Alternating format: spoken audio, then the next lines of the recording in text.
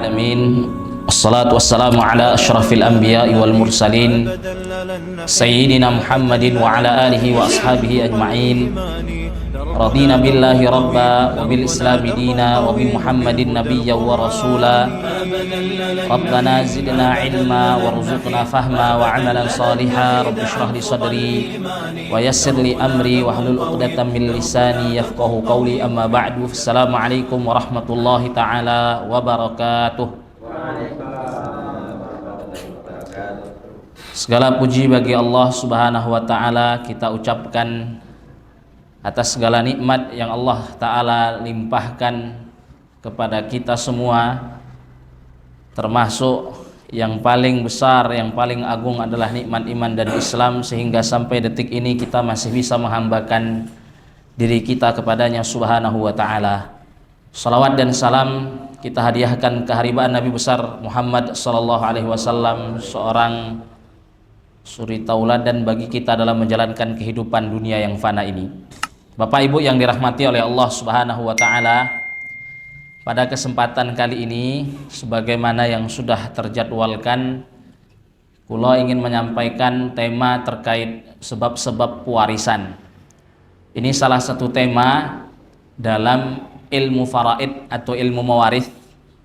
Sebelum masuk kepada inti bahasan, supaya kita lebih bisa menseriusi tema ini, kula ingin menyampaikan dua hal. Yang pertama, syariat mawarith atau syariat warisan.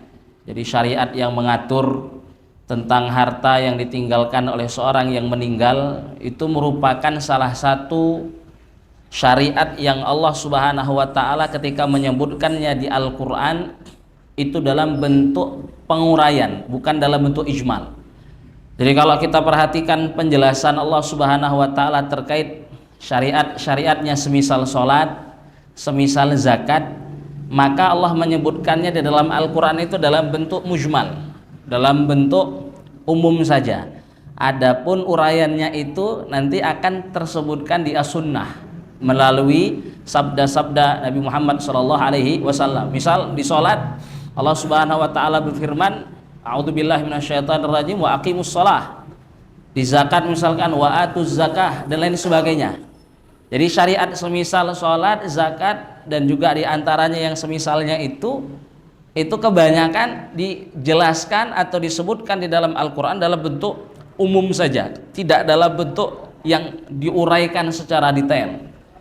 Namun syariat mawaris atau syariat warisan ini salah satu syariat yang Allah Subhanahu wa taala ketika menyebutkannya di An-Nisa, itu di surah An-Nisa di 3 ayatnya 11, 12 dan juga di ayat paling terakhirnya 176, Allah Subhanahu wa taala itu langsung mendetailkannya. Jadi terkait nanti kita misalkan dalam pembagian warisan memberikan suami itu setengah ketika tidak ada keturunan, seperempat ketika ada keturunan dari istrinya yang meninggal. Misalkan istri ketika suami meninggal dikasih seperempat jika tidak ada keturunan, atau 1/8 ketika ada keturunan. Itu murni adalah hukum dan juga pembagian yang ditetapkan oleh Allah Subhanahu wa taala. Jadi tidak ada majal atau ranah nabi ataupun malaikat di situ. Jadi murni itu semua adalah apa? Sesuatu yang ditetapkan oleh Allah Subhanahu wa taala di An-Nisa itu.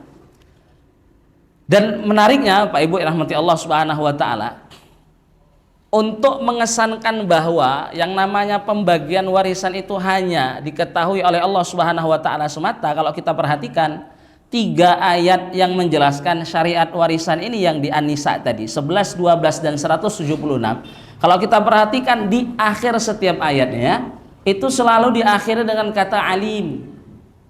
Selalu diakhiri dengan menyebutkan sifat Allah Subhanahu wa taala alim. Kalau di ayat 11 itu disebutkan innallaha kana aliman hakima. Kalau di ayat 12-nya wallahu alimun halim. Kalau di ayat 176-nya itu wallahu bikulli syai'in alim. Jadi selalu ada disebutkan sifat alim.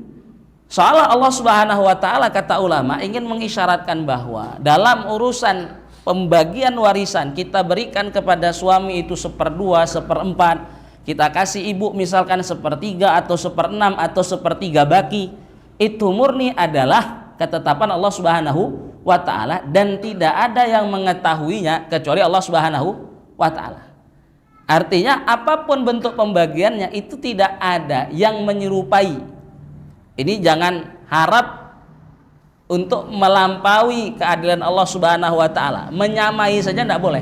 Jadi kalau kita Bapak Ibu itu meyakini bahwa ada hukum yang sama setara dengan hukum Allah Subhanahu wa ta'ala, ini juga termasuk kekeliruan. Ini bahkan bisa jatuh ke dalam kekufuran. Jadi tidak ada hukum ketetapan yang itu sebanding, jangankan melampaui, sebanding saja tidak mungkin daripada apa hukum yang ditetapkan oleh Allah Subhanahu wa ta'ala. Di antara hukumnya itu adalah apa Bapak Ibu? Ini terkait hukum pembagian warisan. Jadi ini maklumat pertama, prolog pertama, yang intinya khulasahnya bahwa yang namanya syariat warisan ini salah satu warisan, salah satu syariat yang Allah Subhanahu wa ta'ala sendiri yang langsung menetapkan hukum-hukum dan ketetapan-ketetapan di dalamnya. Dan itu diisyaratkan dengan tadi menyebutkan di setiap akhir ayat mawarid, di 3 ayat An-Nisa tadi 11, 12 dan 176 itu selalu diakhiri ditutup dengan sifat alim. Itu seolah ingin mengisyaratkan tadi bahwa dalam urusan ini ya memang Allah Subhanahu wa ta'ala itu maha yang mengetahui mana yang terbaik, mana yang paling adil bagi hambanya. Itu di seluruh urusan kita, termasuk diantaranya pembagian warisan. Itu yang pertama Bapak Ibu. Yang kedua, syariat warisan ini salah satu syariat yang kalau kita perhatikan sangat memperhatikan hak-hak wanita. Jadi Bapak Ibu, dalam pembagian warisan dalam syariat Islam itu ada yang namanya kaidah lidzakari mithlu hadzil untsayain. Jadi setiap laki-laki itu mendapatkan jatah 2 kali lipat daripada perempuan. Itu nanti kalau ada anak laki, anak perempuan, saudara laki, saudara perempuan, cucu laki, cucu perempuan, saudari sebapak dan juga saudara sebapak. Yaitu nanti ada 4 orang yang itu dituntut kita itu harus membagi apa yang laki 2 kali lipat daripada perempuannya, Pak. Dan ini sudah menjadi hukum yang paling adil. Kenapa kata ulama? Laki itu kenapa kok dikasih 2 kali lipat daripada perempuan? Alasannya itu karena nanti setiap laki-laki itu ketika dia mendapatkan bagian warisan dari kerabatnya, orang tuanya yang meninggal, itu tidak murni sepenuhnya untuk dia. Karena yang namanya laki-laki itu kan qawwam, dia punya kewajiban untuk menafkahi. Kalau seandainya dia punya keluarga, dia mendapatkan warisan pun dia harus membaginya kemana Bapak Ibu? Ke istri dan anak-anaknya. Berbeda dengan perempuan. Perempuan itu ketika mendapatkan bagian warisannya, ketika tidak di 2 kali lipatkan pun, itu kan murni untuk dia sendiri.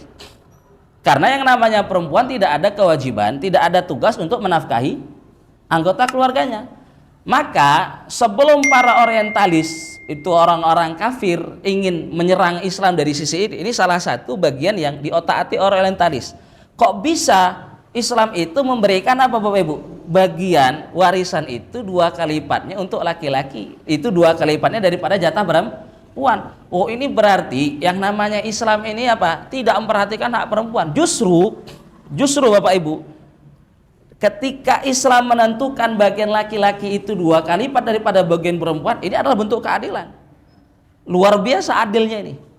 Dan kita kalau ingin mengkonter itu seperti orang-orang orientalis ingin mengotak-atik dari sisi ini, ingat sejarah sebelum datangnya Islam, diutusnya Nabi Muhammad SAW, itu tidak ada satu syariat pun dari agama negara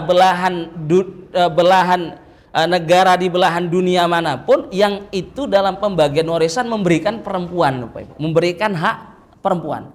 Jadi kalau melihat kepada zaman jahiliyah sebelum diutusnya Nabi Muhammad SAW saja, itu dalam pembagian warisan itu tidak ada yang namanya apa? Pembagian warisan kepada perempuan. Warisan itu hanya dibagi kepada apa? Laki-laki saja. Itu pun laki-laki yang dewasa yang mampu untuk berperang.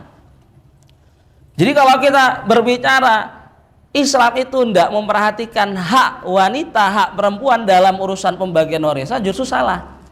Sebelum datangnya Islam dengan diutusnya Nabi Muhammad SAW, justru di seluruh agama yang ada pada waktu itu, ya agama samawi tapi sudah mengalami tahrif, dan di berbagai negara belahan dunia manapun itu kalau diperhatikan nanti dalam urusan pembagian warisannya itu sama sekali tidak memperhatikan hak wanita. Itu tidak ada pemberian warisan itu kepada yang namanya perempuan, itu tidak ada. Itu bahkan kalau kita di Medan itu Bapak Ibu ada suku Batak tapi tidak tahu sampai hari ini itu masih berlaku atau tidak. Bahkan anak angkat itu lebih didahulukan daripada anak perempuan. Ini luar biasa ini. Tapi Islam ini dengan syariat warisannya, ini salah satu syariat yang tadi kalau sampaikan, ini sangat memperhatikan hak wanita. Dengan diutusnya Nabi Muhammad SAW, datangnya Islam, barulah perempuan itu mendapatkan apa? Hak warisannya. Ketika dia tidak diberikan 2 kali lipat daripada laki-laki, artinya laki-laki diberikan 2 kali lipat daripada jatahnya, itu bukan berarti tidak adil, justru itu adalah keadilan. Itu seperti yang kita jelasin tadi, ketika laki-laki dikasih 2 kali lipat itu maknanya bukan berarti kita mendolimi perempuan, enggak, tapi kita apa Bapak Ibu? Menghormati ini. Laki-laki kan punya tanggungan lain, harus diberikan. Justru tidak adil itu kalau apa? Laki-laki udah dikasih tugas menafkahi tapi dibagi rata dengan perempuan. Oh, itu justru nggak adil. Misal laki-laki nanti harus membiayai apa? Anak istrinya, dikasih 20 juta, perempuan yang itu notabene saudarinya juga apa? 20 juta. Loh, 20 juta ini kan akan apa? Dinafkahinya untuk anak dan istri. Ini kalau perempuan murni untuk dia. Justru ini kalau dibagi secara rata, ini justru apa? Tidak adil namanya. Ketika Islam menyuruh memerintahkan kita, laki-laki itu dikasih 2 kali lipat dari perempuan, ini justru adalah apa? Keadilan. Karena yang namanya laki-laki itu setelah dia mendapatkan bagian warisannya, itu tidak murni seluruhnya dimilikinya, tapi harus diberikannya kepada anak dan istrinya dalam bentuk nafkah. Sehingga ini 2 prolog yang kulo harap memberikan kita sebuah gambaran akan pentingnya tema ini terkait syariat warisan. Nah, salah satu tema di syariat warisan ini Bapak Ibu, itu ada yang namanya sebab-sebab pewarisan. Ini mengetahui sebab-sebab pewarisan ini sangat penting karena dia salah satu syarat kapan kita boleh membagi atau melakukan yang namanya pembagian warisan.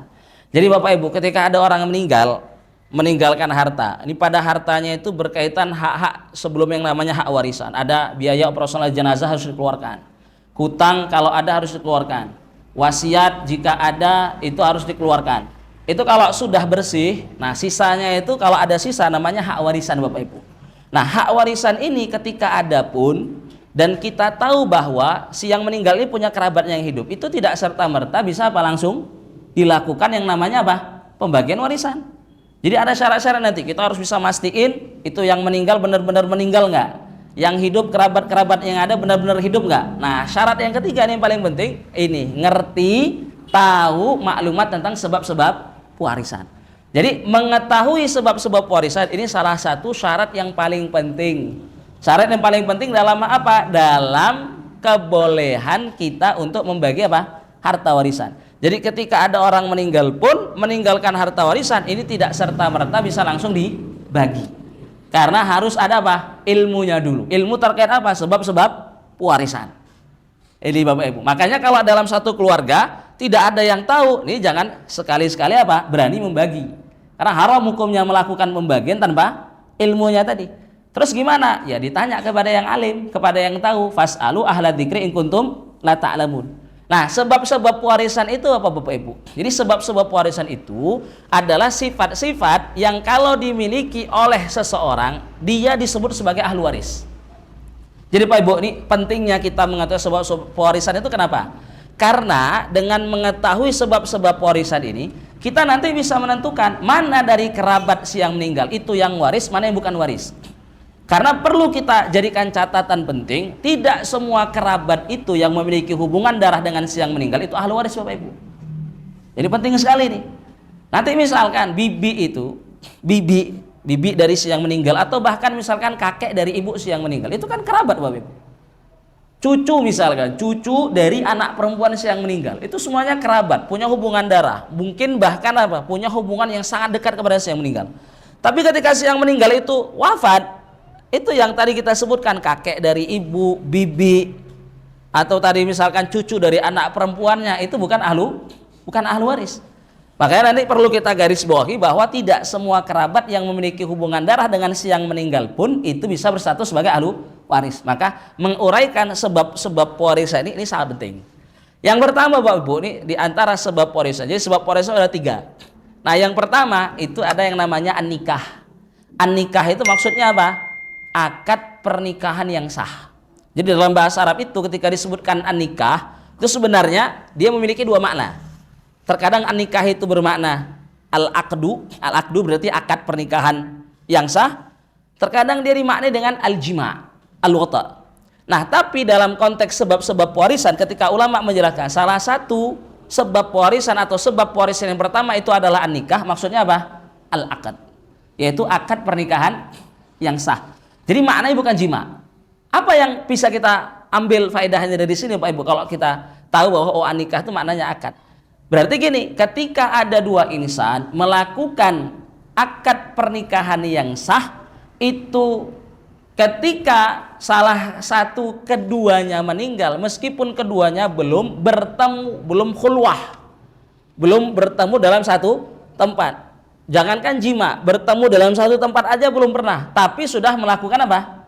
Akad pernikahan yang sah. Kalau salah satu dari suami dan istri yang sudah melakukan akad pernikahan tadi itu salah seorangnya meninggal, maka yang satu apa? Sudah menjadi ahli waris dari yang meninggal. Kalau suami meninggal berarti istrinya sudah jadi ahli waris.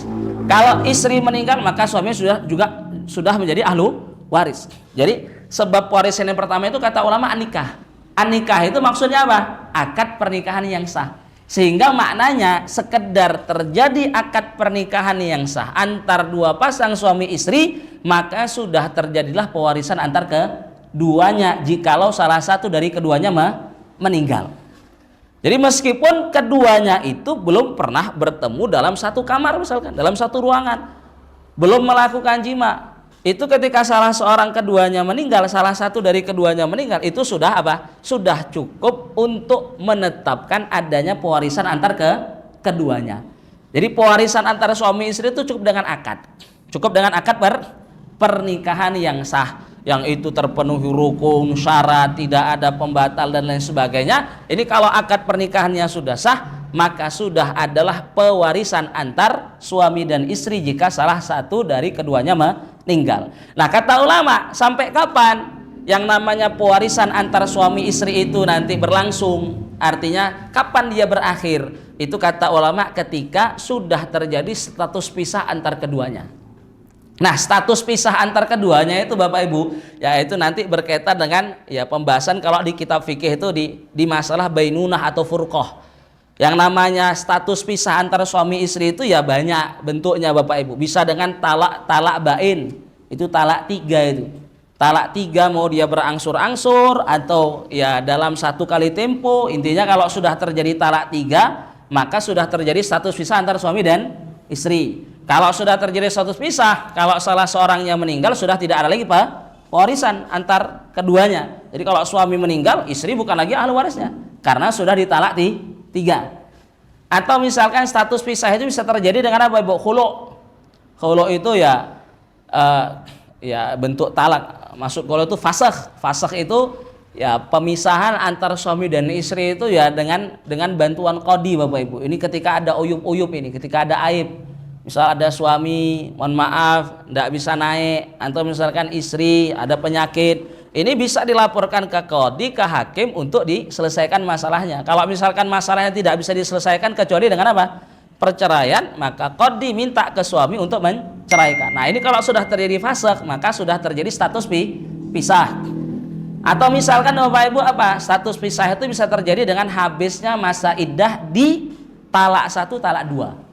Kalau tadi kan talak 3 sudah itu, tidak perlu nunggu masa iddah. Udah, kalau sudah talak 3, udah terjadilah status pisah antara suami dan istri. Ini apa? Dengan habisnya masa iddah. Jadi talak 1, talak 2, tapi tidak dirujuk sampai habis masa iddah, maka sudah apa? Terjadi status pisah antara suami dan istri. Keduanya bukan lagi apa Bapak Ibu? Suami dan istri. Ya kalau bukan lagi suami dan istri, maka jika salah satu dari keduanya meninggal, maka tidak ada yang namanya apa? Pewarisan antar keduanya. Jadi kata ulama itu, ini sampai kapan pewarisan antara suami dan istri ini terus berlangsung? Pokoknya sampai apa Bapak Ibu? Tidak terjadinya status pisah antar keduanya. Karena kalau terjadi status pisah maka sudah berakhir. Status pisah tadi dengan talak 3, dengan fasakh, atau dengan habisnya masa iddah di talak 1 ataupun talak 2. Nah, itu kalau misalkan habis masa iddah bukan lagi suami istri, ya sudah, meninggal salah satunya, suami misalkan meninggal, istri bukan lagi ahlu waris.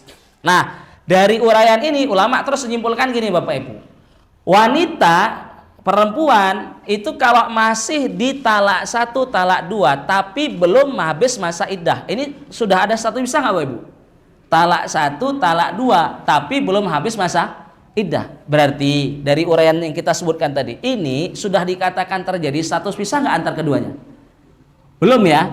Tadi kan habisnya terjadinya status pisah itu kan dengan habisnya masa iddah di talak 1, talak 2. Nah kalau ada suami mentalak 1 istrinya, terus sebelum masa iddah itu sudah dirujuk lagi. Sebelum habis masa iddah sudah dirujuk lagi. Atau belum dirujuk tapi intinya masih di masa iddah. Jika suami meninggal, istri ahli waris nggak Pak? Ahli waris. Jadi ulama 4 madzhab itu sepakat Bapak Ibu. Itu Malikiyah, Hanafiyah, Hanabilah, Syafi'iyah itu sepakat. Perempuan yang ditalak 1, talak 2 dan masih di masa iddah itu ketika suaminya meninggal dia masih ahli waris. Dia masih ahli waris. Ini kalau misalkan terjadi di lingkungan kita, ada suami istri, misalkan suaminya menceraikan istrinya, ini masih ya talak 1 tadi atau masih talak 2 dan masih di masa iddah. Kalau misalkan seandainya suami meninggal, ini istri masih ahli waris Pak.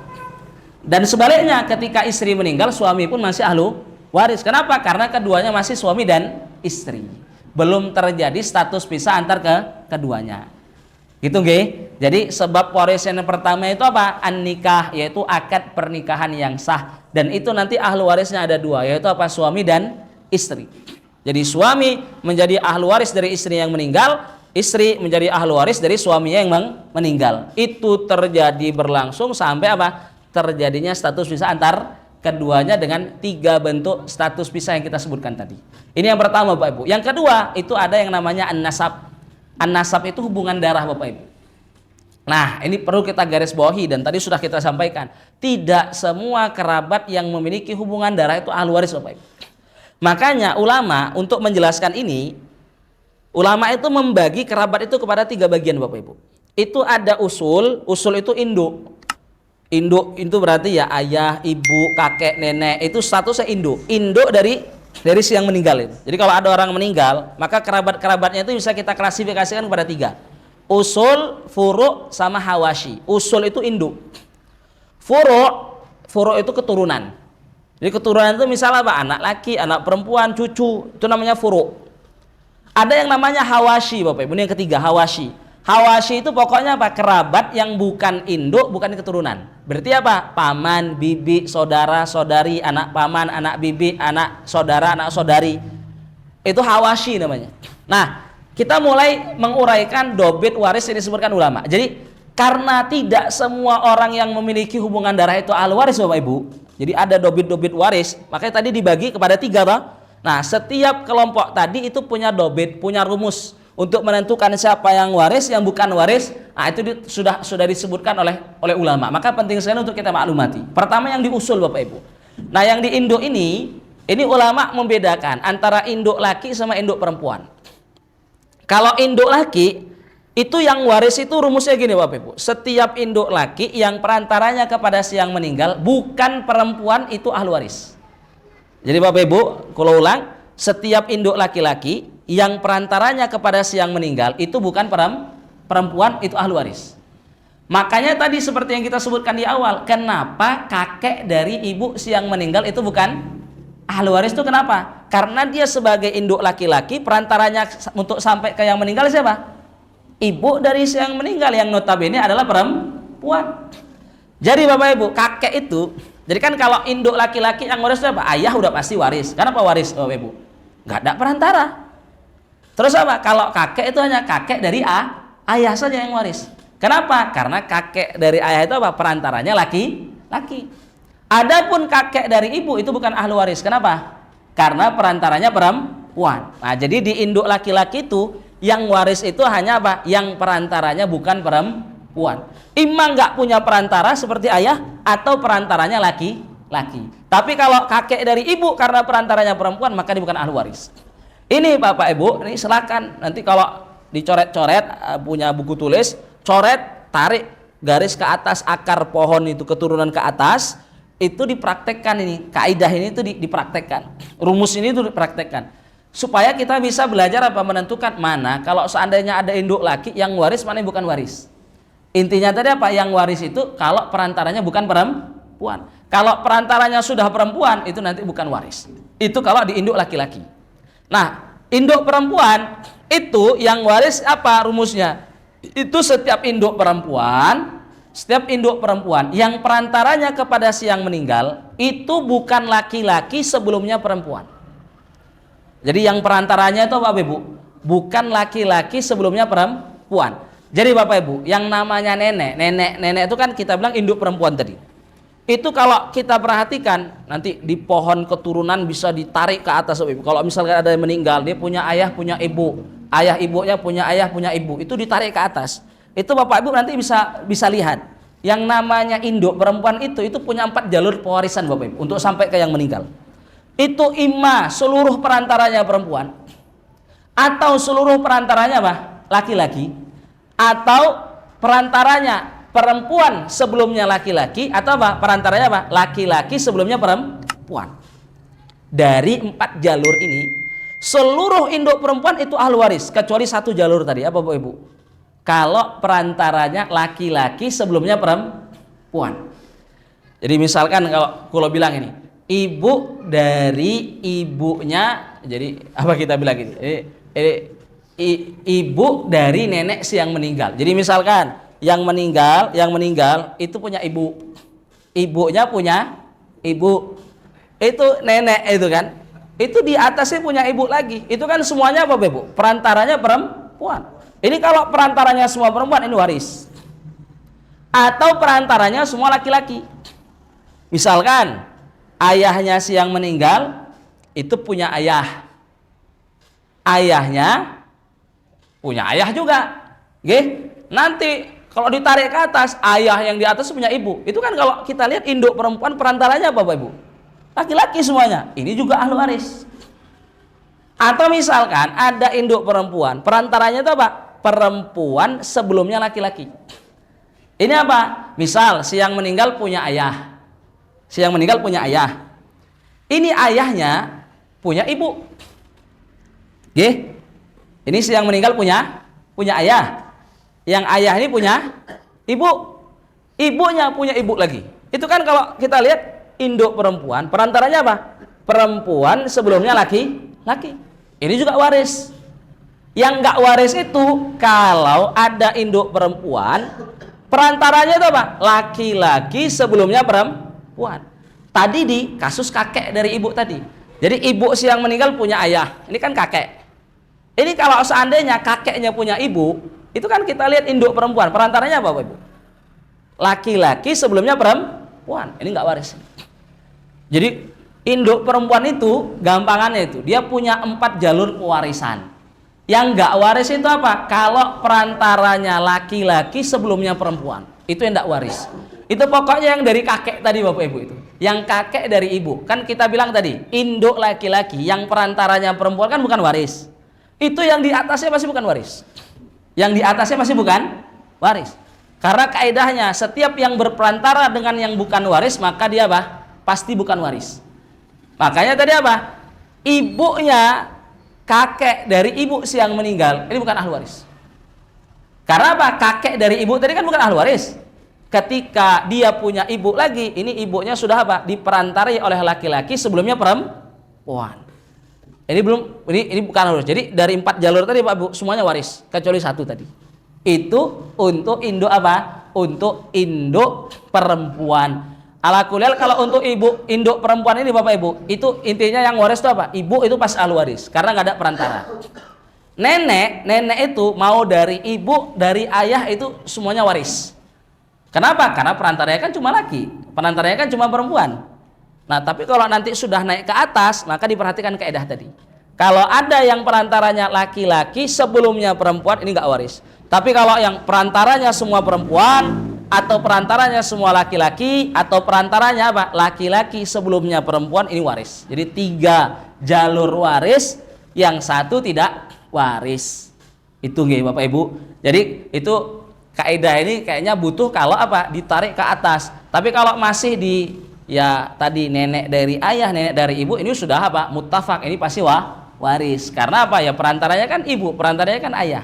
Nah, makanya tadi kita bilang dobit warisnya apa? Rumus warisnya ahlu waris dari induk perempuan. Itu setiap induk perempuan yang perantaranya kepada si yang meninggal bukan laki-laki sebelumnya perempuan. Berarti maknanya kalau perantaranya itu laki-laki sebelumnya perempuan, ini bukan waris.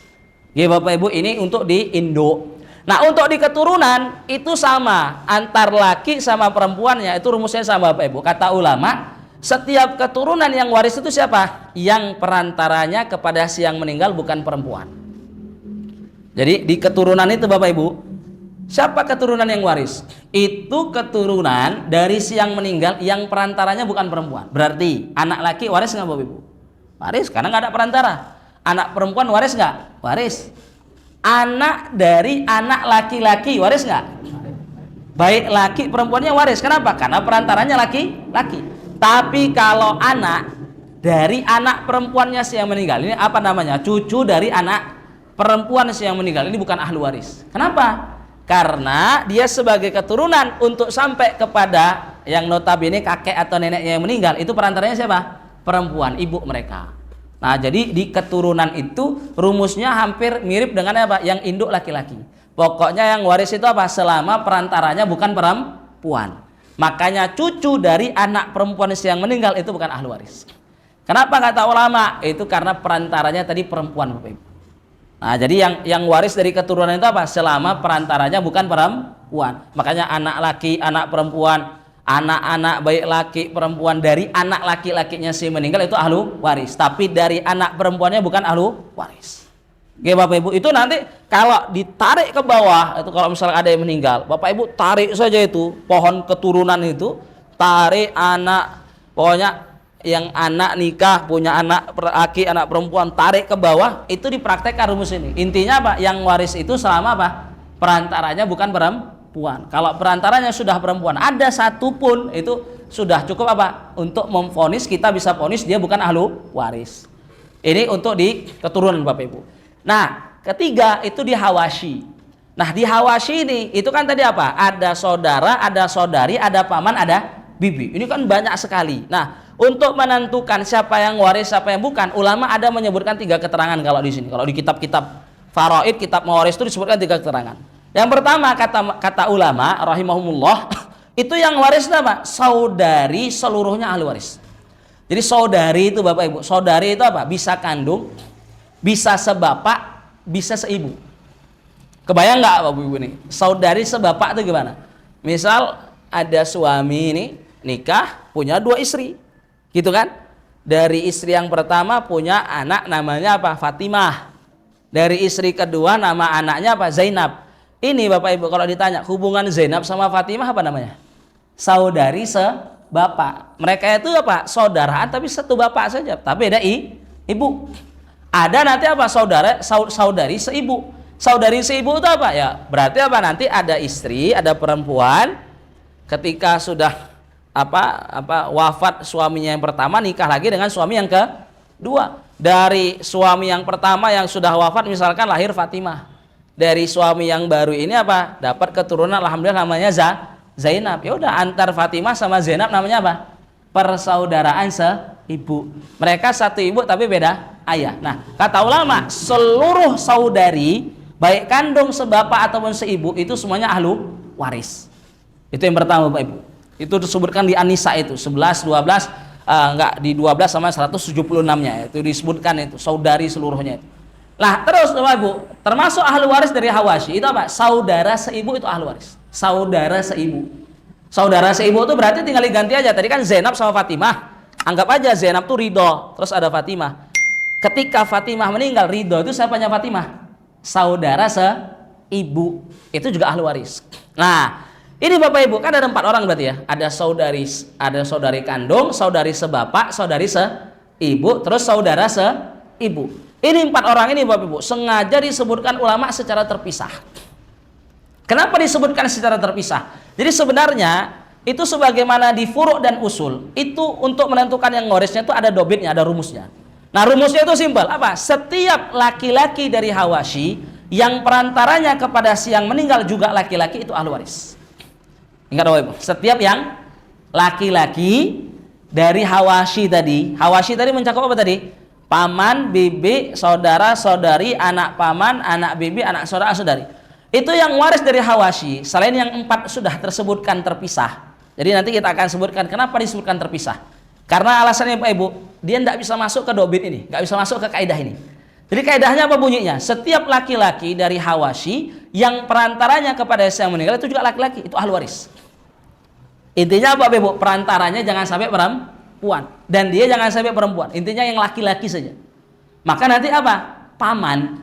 Ini kalau tanya apa? Paman dari ayah si yang meninggal. Itu ahli waris nggak Pak? Paman dari ayahnya si yang meninggal. Jadi yang meninggal punya ayah. Ayah ini kan punya apa? Punya Pak D, punya om lah kita bilang kan. Intinya ada abang, ada kakaknya. Itu saudara-saudara yang laki-laki dari ayah itu. Itu kan kita bilang paman. Kalau bahasa Arabnya itu am Bapak Ibu. Amun itu. Itu ahli waris nggak Bapak Ibu? Ahli waris. Kenapa? Karena dia laki-laki, perantaranya siapa? Ayah. Ayah itu kan laki-laki, dia ahli waris. Tapi kalau paman dari ibu, kalau bahasa Arabnya itu khalun, paman dari ibu. Jadi ibu itu punya saudara laki, punya kakak laki, punya adik laki. Itu kan namanya apa? Paman, lah. Nggak tahu lah kalau bahasa ini Pak Adi. Kalau kita bilangnya uak semuanya. Ada Medan itu. Itu uak. Itu kalau dari ibu itu bukan ahli waris. Kenapa Ibu? Karena meskipun dia laki-laki tapi apa? Perantaranya perempuan. Jadi paman dari ibu itu bukan ahli waris, tapi paman dari ayah itu ahli waris. Bibi mau dari ayah mau dari ibu semuanya bukan ahli waris. Kenapa Bapak Ibu? Karena bibi itu perempuan. Oke? Jadi bibi mau dari ayah pun meskipun ayah itu kan perantaranya laki-laki, tapi kan dia bukan laki, dia perempuan, dia bukan ahli waris. Oke Bapak Ibu? Saudara kandung, saudara sebapak, ini perantaranya semua laki-laki, ini waris. Oke? Kalau tanya Bapak Ibu, anak laki-laki dari saudara kandung si yang meninggal, ahli waris nggak? Anak laki-laki dari saudara kandungnya si yang meninggal, ahli waris nggak? Ahli waris.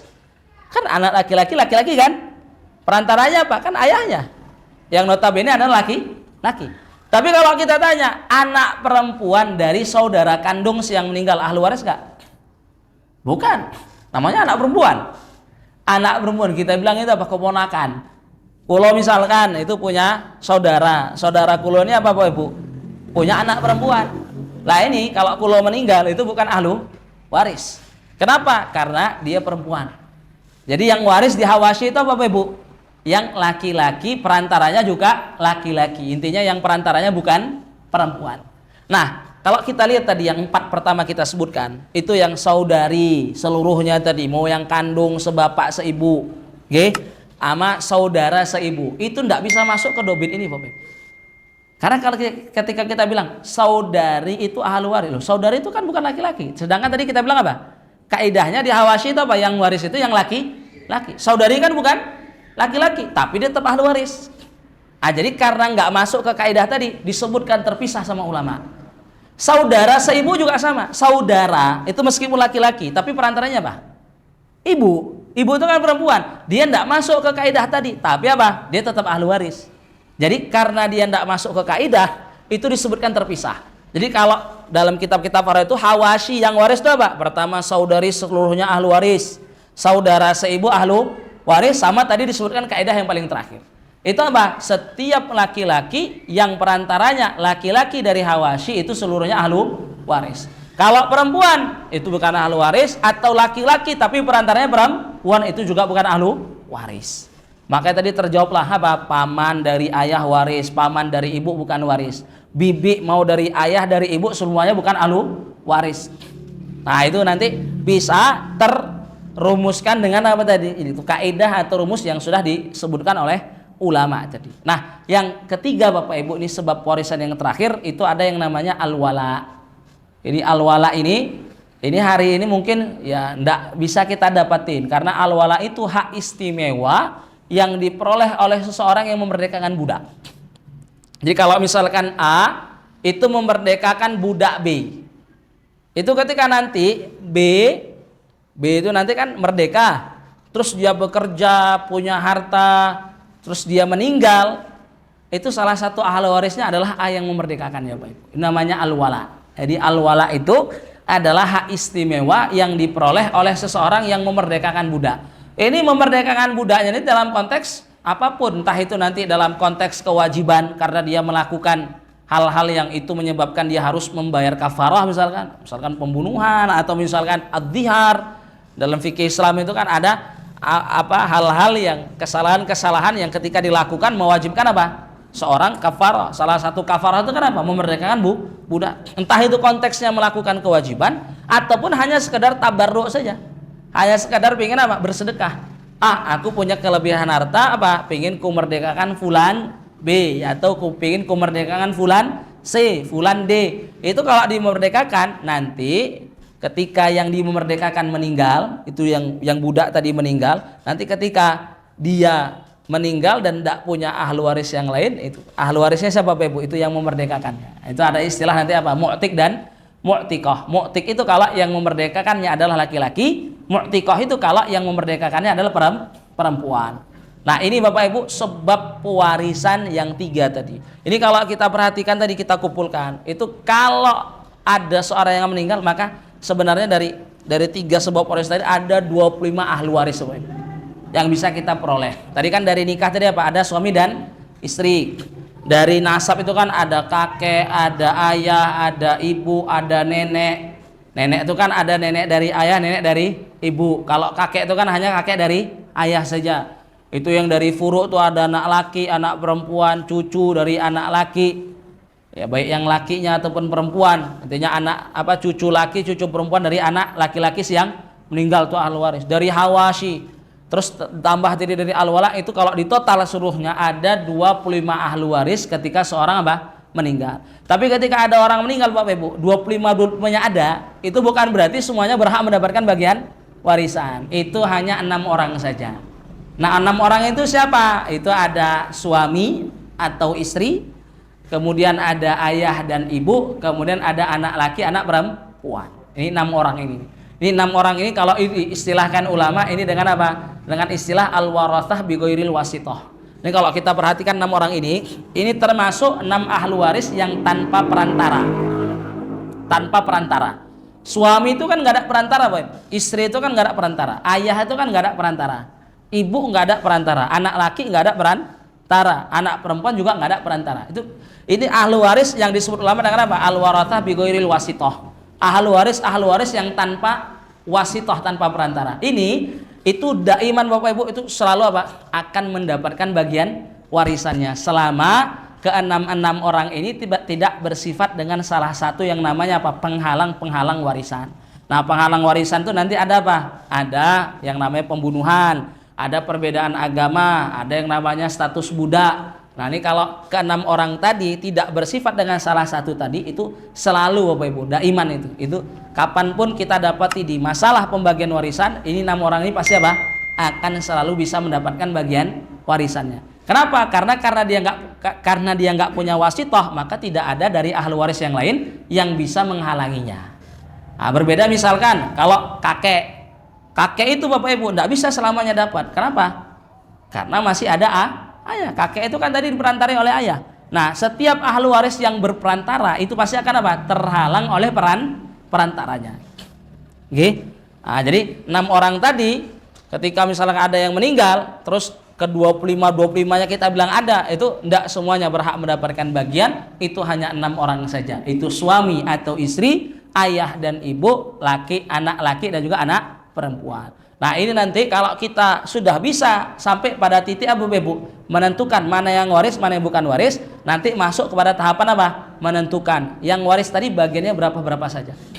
Jadi kalau misalkan ada orang meninggalkan suami, meninggalkan ayah, meninggalkan ibu, meninggalkan anak laki, meninggalkan anak perempuan, maka nanti suaminya 1/4, ibu 1/6, ayah 1/6, anak laki, anak perempuan nanti sisanya. Di mana nanti apa? Setiap anak laki nanti dapat 2 kali lipat daripada perempuan. Nah, itu nanti masuk kepada tahapan apa? Menentukan bagian. Ya, ala kulli hal, ini saja yang bisa kalau sampaikan.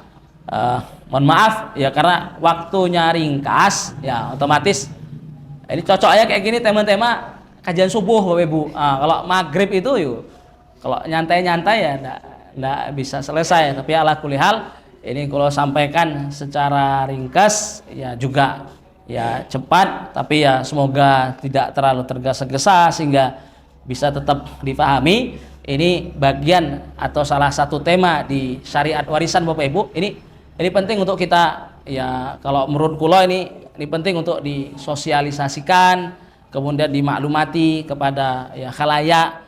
Jadi kalau nanti kita kaji ini masalah syariat warisan Bapak Ibu, sebenarnya kita nggak usah takut, nggak usah dijadikan momok, bikin bagi warisan takut dibagi dengan apa? Syariat, takut ndak adil. Itu takut kita itu malah jatuh apa Bapak Ibu? Membawa kita ke tadi ndak yakin dari sama hukum Allah Subhanahu wa taala. Lah kalau ndak yakin itu takutnya tadi jatuh kepada apa? Kekufuran tanpa kita sadari.